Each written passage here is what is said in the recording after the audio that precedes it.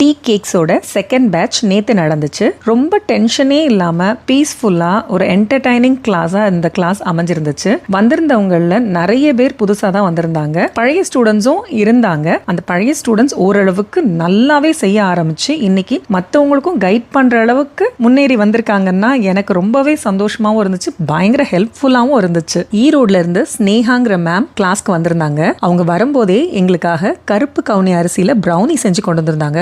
Taste அல்டிமேட்டாக இருந்துச்சு. அது மட்டும் இல்லை, அவங்களோட பெருந்தன்மை பாருங்க, அந்த ரெசிபியை வந்திருந்த எல்லாருக்கும் ஷேர் பண்ணாங்க. அதை நான் ஒரு வீடியோவாக பண்ணி கண்டிப்பாக சேனலில் போடுறேன்னு சொல்லியிருக்கேன். நிச்சயமாக போடுவேன் மேம். அவங்களோடவே திண்டுக்கல்லேருந்து 2 மேம் வந்திருந்தாங்க. அப்புறம் தேனியிலேருந்து, உசிலம்பட்டியிலேருந்து, கோவில்பட்டியிலேருந்துலாம் ஒரு மேம் வந்திருந்தாங்க. போன தடவை வத்த குழம்பு கொண்டு வந்திருந்த தைலா மேம் இந்த தடவை எனக்காக மீல் மேக்கரில் பிரியாணியும் எக் கிரேவியும் பண்ணி கொண்டு வந்திருந்தாங்க. நிக்கிலனும் நானும் தான் செம்மையாக சாப்பிட்டோம். ரொம்ப நல்லா இருந்துச்சு. Thank you ma'am. ஆரம்பத்தில் கிளாஸ் எடுக்கும்போது ரொம்ப டஃப்பாக இருந்துச்சு. ஏன்னா என்கிட்ட அவ்வளோ பெரிய மிஷினரிஸ் இல்லை, பெரிய பெரிய பேன்ஸ் எல்லாம் இல்லை. பட் இப்போ எல்லாத்தையுமே ஓரளவுக்கு செட் பண்ணி பெரிய மிஷின்ஸ்லேருந்து எல்லாருக்கும் இண்டிவிஜுவலாக பேன் கொடுக்குற அளவுக்கு எல்லாம் வாங்கி கொடுத்து சப்போர்ட் பண்ணதுனால நான் சொன்ன டைமை விட கிளாஸஸை இப்போ கொஞ்சம் சீக்கிரமாகவே என்னால் கம்ப்ளீட் பண்ண முடியுது. இந்த கிளாஸ்லாம் ஆல்மோஸ்ட் பெரிய கிளாஸ். ஏன்னா ஒரே கிளாஸில் 7 ரெசிபி பண்ணணும். 10 மணிக்கு ஆரம்பித்து 4 மணிக்கு முடிச்சிருவேன்னு சொல்லியிருந்தேன். ஆனால் 10:30க்கு ஸ்டார்ட் பண்ணி 3:50க்கெல்லாம் கிளாஸ் கம்ப்ளீட் பண்ணிட்டோம். செஞ்ச அலுப்பே தெரியாமல் எல்லாரும் சட்டுன்னு முடிச்சிட்டோம். அவங்களுக்கே ஆச்சரியமா இருந்துச்சு, நம்ம தான் இவ்வளவு தூரம் செஞ்சோமா அப்படின்னு.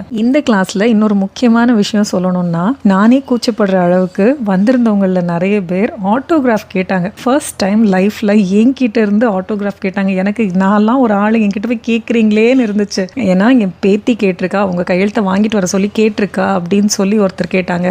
என் பொண்ணு கேட்டிருக்கான்னு சொல்லி கேட்டாங்க. மேம் உங்களுக்கு குழந்தைங்க ஃபேன்ஸ் தான் மேம் நிறைய, நீங்க கண்டிப்பா போட்டு தாங்க மேம் சொல்லிட்டு ஒவ்வொருத்தரா வரிசையா ஆட்டோகிராஃப் வாங்க ஆரம்பிச்சிட்டாங்க. நோட் புக்ல என்ன எழுதுன்னு தெரியல. ஆக்சுவலா என் பேரையே நான் ஸ்பெல்லிங் மிஸ்டேக் கூட எழுத ஆரம்பிச்சிட்டேன். பதட்டத்துல, கை நடுக்கத்துல, என்னடா இது நம்மளையே கூச்சப்பட வைக்கிறாங்களேங்கிற மாதிரி இருந்துச்சு. செல்ஃபி எடுக்க கேட்கும் போதே சங்கடமா இருக்கும். என்னடா நம்மளெல்லாம் ஒரு ஆளுன்னு மதிச்சு கேட்கறாங்களே அப்படின்னு. நானும் உங்கள ஒருத்தி தான்ப்பா, இதெல்லாம் எதுக்குன்னு சொல்லி பார்ப்பேன். ஒருத்தரும் ஒத்துக்க மாட்டாங்க. அது இப்போ கொஞ்சம் பழகி போச்சு. சரி போங்க, கேட்குறீங்களா எடுத்துக்கோங்கன்னு சொல்லி. ஆனா இப்போ இது ரொம்ப புதுசா இருக்கு. நான் எதிர்பார்க்கவே இல்லை. பிள்ளைங்களால வர முடியலன்னொன்னே இங்க வர்ற பேரண்ட்ஸ் கிட்ட சொல்லி விட்டுருப்பாங்க போல, ஆட்டோகிராஃப் வாங்கிட்டு வாங்கன்னு சொல்லி. இதெல்லாம் கடவுள் கொடுத்த வரோம். எனக்கு தெரியல இப்படியெல்லாம் நடக்குமான்னு. இந்த அளவுக்கு நான் ஒர்த்தானும் எனக்கு தெரியல. பட் இந்த சேனலை என் கையில் கொடுத்து நீ பண்ணு, உன்னால் முடியும்னு சொன்ன என் கணவருக்கு தான் நான் முதல்ல நன்றி சொல்லணும். அதோட கடவுள் இன்னைக்கு கூட இருக்காருங்கிறதையும் நான் உணர்றேன். குட்டீஸ்லேருந்து பெரியவங்க வரைக்கும் எல்லாருக்கும் சொல்லிக்கிறேன், உங்கள் எல்லாரோட அன்புக்கும் என்றைக்கும் நான் கடமைப்பட்டிருக்கேன். மேலும் மேலும் உங்கள் எல்லாருக்கும் பயனுள்ள விதமாகவும் பாசிட்டிவாகவும் தான் நான் என்னை ப்ரொஜெக்ட் பண்ணிப்பேங்கிறதையும் உறுதியாக சொல்லிக்கிறேன். விதூஸ் கிச்சனை இன்னும் பெரிய அளவுக்கு கொண்டு போகிறதுக்கு உங்கள் சப்போர்ட் எப்பவும் இருக்குங்கிறதையும் நான் உறுதியாக நம்புகிறேன்.